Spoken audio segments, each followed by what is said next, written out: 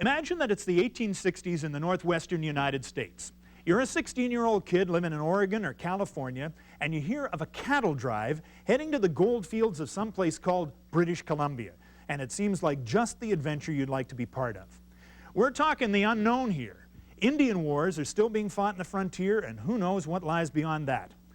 You hear they're hiring in the Dalles. All you need's a bedroll, a saddle, and you have to be able to ride. The trail boss hires you on for $1 a day, and your adventure begins. I'm Mike Roberts, and today on Okanagan Pioneers and Places, Ken Mather tells us the story of the drovers, the men who drove the cattle into the history of British Columbia.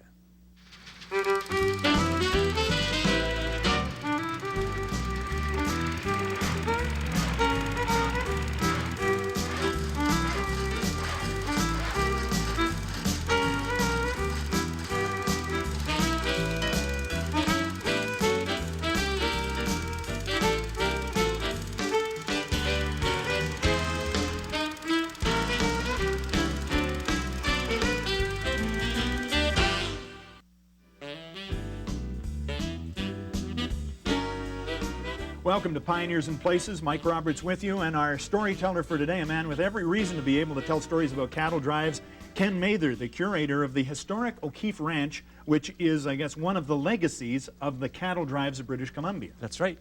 What brought the cattlemen up here, first of all? Why do they want to be here? Gold. Gold was discovered, and the word leaked out to the outside world in 1858. So literally overnight, about 30,000, mostly young men, descended on the lower Fraser River and began to work their way up the Fraser River and find really good paying quantities of gold in the Caribou country. They had to eat something. That's right. And the difficulty was that the Fraser Canyon was almost impassable. You could walk through it. You couldn't get a horse or a wagon through with any chance at all. So the key seemed to be getting food to the miners in the interior of British Columbia north of the Fraser Canyon. But have taken on some other route that was possible. This is, you call this the back door. That's right. In fact, the old fur traders, the Hudson's Bay Company fur traders, knew of a route that circumvented the Fraser Canyon. And that was the old Brigade Trail that ran from Fort Okanagan on the Columbia River up through the Okanagan Valley to Fort Kamloops and then up to Fort Alexandria near present-day Quesnel. And that particular route was fairly easy going and was certainly the best way to get to the Caribou country. This would be a distance of how long? What are we talking about here if we're going to herd a cow that far? Well, from the Columbia River, where the cattle would have been pastured, to the Caribou country, Barkerville, the heart of the Caribou, would have been about 900 miles. Is this doable in a year with cattle? Well, they wondered, because of course no one had ever done it, and so it was really an experimental thing, the first attempts to see whether cattle could be driven over this trail. Now, why do we call them drovers? Is this a name? It strikes me as being an Australian name more than an American name. Well, it's certainly an English name. Now, that's what they would have called themselves. The cowboy, the term cowboy, would never have been used for them. In fact, they probably would have thought it an insult. The cowboys in the eastern United States were outlaws. So they drove the cattle, and they were referred to as drovers, and that's the name they would have used for themselves for years to come. Yeah. Who was the first guy? I mean, 1858, gold is discovered. When's the first entrepreneur say, we got to get some beef to these guys? Well, there was a problem. Now, they knew the trail existed, and they knew it was the best way into the Caribou country. But some years earlier, there had been a treaty signed with the Indian people in Washington Territory. And during the spring of 1858, there were battles going on between the U.S. cavalry and the native people. So it wasn't a matter of just walking up the trail. Something had to be done to protect yourself against the native people who had every right to resent the intrusion into their territory. Yeah. Who's the first one to bring some, I guess, tested this ground? Well, they realized they had to travel in large groups, and so a party of about 150 miners under the leadership of David McLaughlin, who was the son of John McLaughlin, the founder of modern-day Oregon. They began up the trail, left Fort Walla Walla on the Snake River, and began to work their way up. And they didn't run into any trouble until they crossed the Columbia at Fort Okanagan. And the Indian people said, "Watch out, you're in trouble." And as they made their way up the Okanagan River, they reached a point where there's a cliff that extends out into the river, makes it impassable along the riverbanks, and you've got to go through a narrow gulch. And as they headed into that gulch, the Indians were perched on ledges all on either side of the gulch and began to open fire. and a battle took place that lasted all day long. Anywhere between 3 to 6 miners were killed in the battle. But the outcome was the crucial thing. The miners stopped and they put up the white flag and they began to converse with the natives and say, what if we pay you to go through their territory? What if we give you blankets and other goods that you need? Would you let us through? Chief Tenasket of the Okanagan said yes. And what that did is it opened the door so that the miners and quickly behind them the drovers could come up the Brigade Trail into the interior of BC. Right. So that was the miners who started it first. Then the next guy actually put in a wagon road, actually beat a wagon road through this country? That's right, Joel Palmer. Now here was a character. He actually was born in eastern Canada, and he'd come over the Oregon Trail in the 1840s, and he had a vision for Oregon. That Oregon would be the supplier of all the goods to the newfound colony of British Columbia. So he assembled 13 wagon loads of goods and a small drove of cattle and began to work his way just on the heels of David McLaughlin and party. And they had to chop down trees and they had to swim their wagons across rivers, but Joel Palmer proved that you could get goods, wagon loads of goods into the interior. Swim wagons across the river.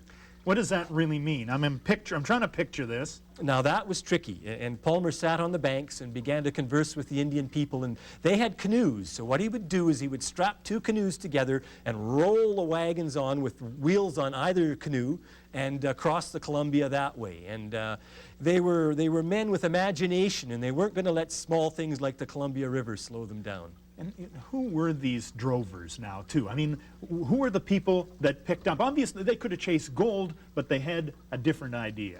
They were a different sort. They weren't really the California miner type. Most of them were young men who had traveled over the Oregon Trail virtually as babies years before, and their parents had come out to start a new life in Oregon Territory. And these men had that pioneer spirit, that sense of adventure. So they were one half of the drovers, and the other half were the Indian people of Washington Territory. Most of the cattle droves had a nice balance between the native Indians and the white drovers of Oregon working together and pushing cattle into British Columbia. These were great horsemen. I mean, they knew what they were doing aboard a horse. They were natural horsemen. They lived on horseback, and they would spend many hours a day over the course of driving cattle up into the wilderness on horseback.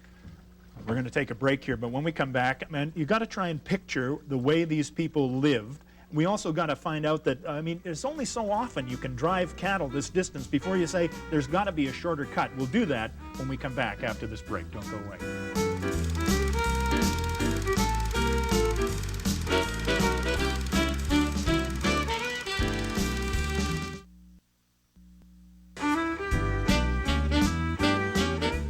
Welcome back to Pioneers and Places. We're talking about the drovers, the people who began driving cattle up into British Columbia to feed the miners, ostensibly. And I'm wondering about the cattle. I mean, this may be a stupid thing, but what kind of cattle were these they were bringing in? Well, it's actually a very good question. People seem to think that they were longhorn cattle, which they weren't. Most of them were descendants of the shorthorn cattle that were driven over the Oregon Trail. And they'd interbred with the California cattle, most of whom weren't longhorn, and produced a wonderful breed of beef cattle, very heavy and hardy, not at all like the longhorns, who are a very tough sort of cattle, but also a little tough on the eating side. All right, so a pretty good breed of cattle, and they traveled reasonably well. They did, and the drovers were careful not to travel them too hard. So you'd do about 12 miles a day, and that would give them time to graze on the wonderful bunch grasses through the Okanagan and Thompson areas as they went north, and they actually would put on weight as they traveled north. Well, this is nice. Yeah. But how do you convince a cow, never mind 10,000 cows or whatever the size of these herds were, to cross the Columbia River not once, not twice, but 3 times, and then the Thompson is on beyond? Well, cattle do not naturally take to water, and so it was quite a challenge. Now, since most of the trails were narrow, over the first few days you would find the lead cow, and there would always be one dominant female who would take the trail and lead the way. And so what the drovers would do is they'd hang a bell on her so they could find her in the morning and get her headed up the trail. Now, if you could get the bell cow into the water and swimming across, the rest of them would likely follow, especially with a little bit of assistance in terms of cracking whips in their ears or behind them. That was the purpose behind this beast right here. This, I mean, you might have a rifle on the trail and a pistol, but what the bullwhip was actually the big herding operation. That's right. It was the main tool of the drovers. And of course, you didn't whip the cattle, or you didn't want to damage your beef after all. Yeah. But a person with a bullwhip can crack it right beside the cow and move it in a direction just with the noise. And so the bullwhippers really was an English form of herding. The Spanish hadn't used the bullwhip at all, but the drovers used them extensively and worked the cattle very effectively with them. Stuff. And this is made out of leather. They would make their own, would they? They would. Braided rawhide most of the time, and they were very proud of their whips and their ability to use them. Who were some of the first guys, I guess, after we got McLaughlin and Palmer through here, the flood of drovers came. Who was next? Right. Well, the cattlemen of Oregon quickly realized that there was a market up here and they had a surplus of beef, and so they began to move their way up the trail, and so you could see that there was a ready market up there, and so a little competition began. And larger and larger droves of cattle were driven over the trail. Perhaps the most colorful drovers were the Harpers. Now, they were from Virginia originally, and they'd gone out to California during the gold rush out there, and they actually saw the potential very quickly on in British Columbia, and they drove cattle originally from California all the way into the wilds of British Columbia. Jerome Harper was quite a character. Now, you need to know that at this time, of course, the Civil War is being fought in the eastern United States, and Harper is a rabid Southerner. So he doesn't have much use for the Northerners, but some of the money that he's making driving cattle over the trail is finding its way to the Confederate Army, no doubt. Harper realized with a lot of the drovers that the interior of British Columbia was very suited for raising cattle, not just driving them through. And this fact came home after the terrible winter of 1860-61, where thousands and thousands of head of cattle had died in Oregon and Washington, and the ones left in BC had wintered. And so Harper decided that he would take up land east of Fort Kamloops, and that became the beginnings of the Great Harper Ranch. Now, of course, the Harpers realized they really needed holding ground closer to the caribou. So they found wonderful bunchgrass country across the Fraser River on the west side of the Fraser, and they started up another branch of their ranch that got the interesting name the Gang Ranch. There you go. Named after what? Now, the Gang Ranch was named after a type of plow they used. The gang plow. That's right. That had more than one plowshare underneath. It was called the gang plow, and that's where the name came into being. So we've gone from now just sort of tourists that are right. just coming through the country driving to now people who are living here and establishing their own ranches, and this now became infrastructure right in British Columbia. That's right, and they were finding that the bunchgrass ranges of British Columbia were wonderful grazing grounds. And so the drovers began to establish holding places, their own ranches in the interior of BC. Most of them began in the Cache Creek, Ashcroft, Clinton area, closer to the caribou markets. But of course, all along the trail, ranch land began to be taken up by the drovers. Now, who was this guy Jeffries? Jeffries was quite a character. If ever there was competition for the Harpers, it was John J. Jeffries. And he was another Southerner, but he was quite an entrepreneur. And what had happened is in 1862, a law had been passed in the eastern states that cattle shouldn't be exported out of the U.S. And Jeffries saw the potential for this, so he went to all the drovers in Oregon and said, "Bad news, guys, the cattle will be turned around at the border. You can't export them into British territory." Unbeknownst to them, Jeffries assembled a very large herd of cattle, drove them over the border with no problem at all, and cornered the market in the caribou. So he was responsible. Now, when we talk about these drives, how many animals are we talking? How many people are we talking on these drives? Most of the droves would have been between, say, 600, 800 would have been average. A very large one would have been 12 to 1,500 cattle. Now, that could have been fairly well managed by a dozen cowboys, or drovers, of course, as they would have called themselves. Yeah. But, you know, they were just discovering this stuff themselves. So when we come back from the break, there are actual diaries written by some of the guys on the trail. And we're going to take a look at some of those diaries and discovered what the drovers used and some of the people that came after these drovers as well, right after these words.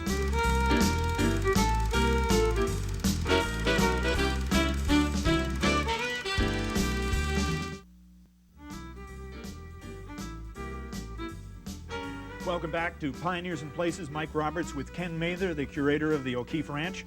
There is actually a diary which chronicles life on the trail. Who is the guy who wrote this? It had to be required reading for everybody else. Myron Brown, quite a character, and his trail diaries, day by day, very short accounts as he travels over the trail on 3 separate occasions, provide us with a day-to-day life of the drover that we don't get out of any of the other accounts. Now, he, for example, noted how much time they wasted trying to round the cattle up every morning. Something interesting that comes out of his diaries is that every morning they've had a good sleep and they get up and the cattle are gone and they have to round them up, and some of them have headed back down the trail to go home. So Brown kind of puzzles over this, and finally on his 3rd trip up the trail, he gets the idea that maybe we should be herding these cattle at night and depriving ourselves of sleep. Yeah. I think maybe that's why they pretended it wasn't necessary. So the concept of a night shift pretty soon was established, and these night riders, their job was just to keep the cattle from heading home. That's right, really keep them bedded down for the night. And the interesting thing out of that is one of the ways to keep cattle calm is you sing to them, or you do poetry, or something rhythmic to let them know you're there, and that calms them and keeps them where you want them. So that's the origins of cowboy poetry. There really was a singing cowboy, and his job was to soothe the cattle at night. Right, yeah. Sounds like a good idea. And in these diaries, it's got to be understood by everybody that this was life in the wild, yes, and with all of the accompanying dangers. That's right, and these drovers traveled with nothing but a blanket to cover them at night. And Brown relates waking up one morning with an additional blanket of 3 to 4 inches of snow on top of him. And that was fairly typical. The mosquitoes were fierce, and during the wet, rainy weather, you didn't stop and wait for the rain to clear. You drove cattle through them, and Brown relates what he calls web footing as they drive the cattle through the rain. And this guy, he didn't stoically accept this either. He described it as being horrible and unpleasant. Mm-hmm. He definitely tells it the way it is, and you get a real... There's an interesting mix of excitement. Here's a young man traveling into brand new country and seeing things he's never seen before. But mixed with that are the hardships and the privations of having to basically exist out there in the wilderness. Now, some of these, obviously, when you start getting thousands of head of cattle coming from one country to another, it would be a pretty slack government that wouldn't figure out a way to come up with some cash out of this. Absolutely. And the colonial government under Governor Douglas immediately realized that there was potential for customs duties. And so they sent William George Cox as the customs collector, gold commissioner, and government agent to relieve the drovers of some of their money. They charged an import duty of $2 a head. But Cox had a wonderful little additional thing. The government authorized him to charge any additional amount he figured was necessary to cover his expenses. A bureaucrat's dream. This is carte blanche, isn't this? That's right. And so he could say, that's $2 a head, and I'll take another $500 to cover my costs. Good heavens. Well, when he first set his operation up, it was at Fort Kamloops, wasn't it? That's right. Well into Canadian territory. And of course, the drovers found ways of avoiding Fort Kamloops to avoid Judge Cox, as they called him. So very quickly into the 1860s, Cox moved his customs building to the Osuyus, or as they called it, Suyus Lake, right at the border to catch them as they crossed. Good heavens. These drovers, would they be carrying like $2 a head, 500 head? That's $1,000 in cash with them to pay these, or did they pay them in kind sometimes? Sometimes they paid them in gold dust. Other times they had to leave cattle behind that they couldn't pay customs on. So some of the early inhabitants of British Columbia, especially Tom Ellis at present-day Penticton, was quite prepared to wait at the border and relieve the drovers of the cattle they couldn't pay imports on. There's how he got his empire That's going. right. He started his herd that way. Lots of other names, too. I mean, J.C. Haynes was an important name in the annals of the early days. That's right. He took over from Judge Cox as the customs collector at Osuyus, and he stayed, as many of them did, and J.C. Haynes acquired tens of thousands of acres of land and began to be a cattleman in the South Okanagan. Cattle barons, I guess is the name. Is that a sort of an American nomenclature? Is It is, but it certainly applies to those in British Columbia. They virtually could buy up government land for $1 an acre once they'd preempted their initial 160 acres, or very quickly it was changed to 320 acres. So these people like J.C. Haynes, Tom Ellis at Penticton, the LeQuims at Kelowna, Cornelius O'Keefe and the Vernons up at the north end of the lake, they acquired tens of thousands of acres before anyone else even had the idea of settling in British Columbia.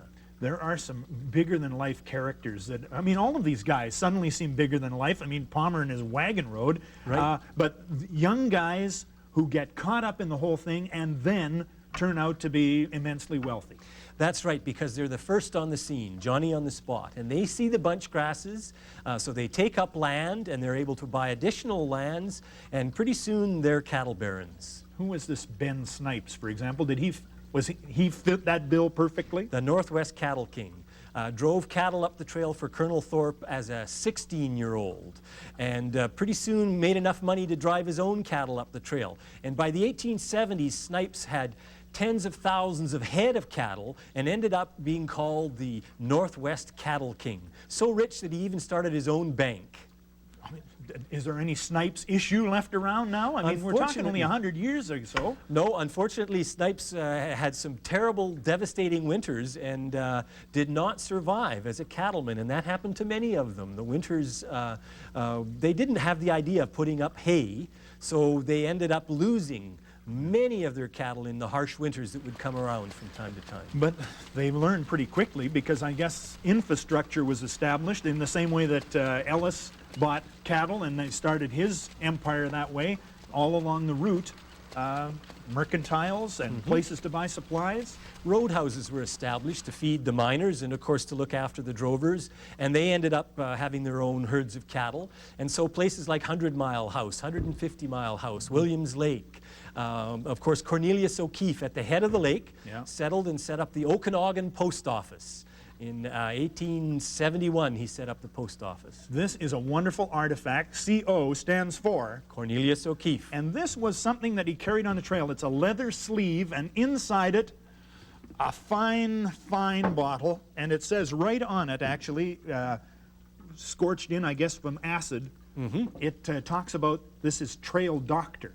Cornelius O'Keefe's trail medicine, I suspect, was pure Irish whiskey of the finest, and would cure any ailment, I'm sure. Look, isn't that wonderful to have that artifact associated with Cornelius O'Keefe? Right. How big did he become, by the way, as far as a cattle baron is concerned? Well, he ended up owning over 12,000 acres of land at the head of the lake, and having a couple of thousand head of cattle. So but he tried everything. He had his own post office and general store at O'Keefe Ranch. He was one of the first in the valley to grow fruit trees, and he had sheep as well. Can you imagine a cattleman having sheep? He'd be drummed right out of the core. That's right. Ken Mather, great story. Thank you very much for bringing it to us, okay? You're welcome. The Drovers is the name of the story, and imagine those days and realize that the Okanagan, the southern British Columbia that we have today, is as a result of those early times. We'll see you next time on Pioneers and Places.